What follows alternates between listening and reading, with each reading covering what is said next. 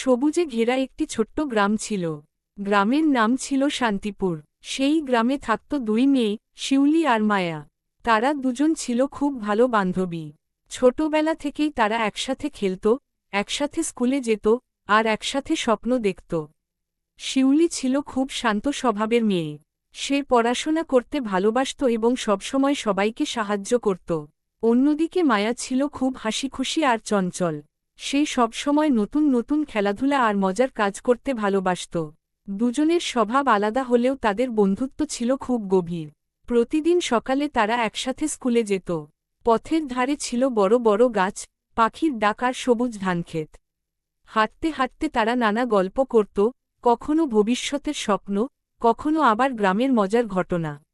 একদিন স্কুল থেকে ফেরার সময় মায়া বলল, শিউলি, জানো, আমি বড় হয়ে একজন শিক্ষক হতে চাই। শিউলি হেসে বলল, সত্যি? তাহলে তো খুব ভালো। তুমি অনেক বাচ্চাদের পড়াতে পারবে। মায়া আবার জিজ্ঞেস করল, তুমি বড় হয়ে কি হতে চাও? শিউলি একটু ভেবে বলল, আমি ডাক্তার হতে চাই। আমি চাই গ্রামের মানুষদের সাহায্য করতে।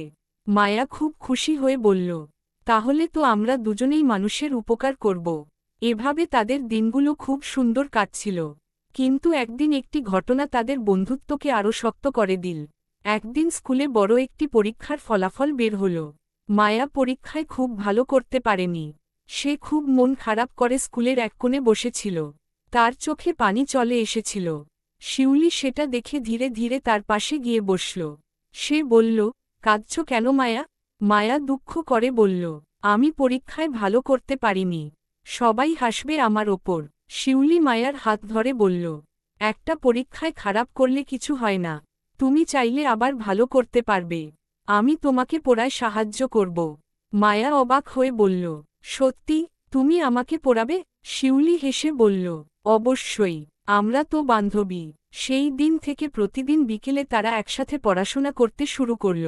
শিউলি ধৈর্য ধরে মায়াকে সব বিষয় বুঝিয়ে দিত। মায়াও মন দিয়ে পড়তে লাগল। কয়েক মাস পর আবার পরীক্ষা হল। এবার মায়া খুব ভালো ফল করল।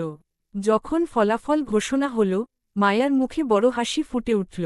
সে দৌড়ে শিউলির কাছে গিয়ে বলল, শিউলি, আমি ভালো ফল করেছি। শিউলি খুশিতে বলল, আমি জানতাম তুমি পারবে। মায়া বলল, সব তোমার জন্য। তুমি না থাকলে আমি কখনো এত ভালো করতে পারতাম না। শিউলি হেসে বলল, না, এটা তোমার নিজের পরিশ্রমের ফল। সেদিন বিকেলে তারা দুজন গ্রামের মাঠে হাঁটছিল। আকাশে লাল সূর্য ডুবে যাচ্ছিল। বাতাসে ছিল হালকা শীতল হাওয়া।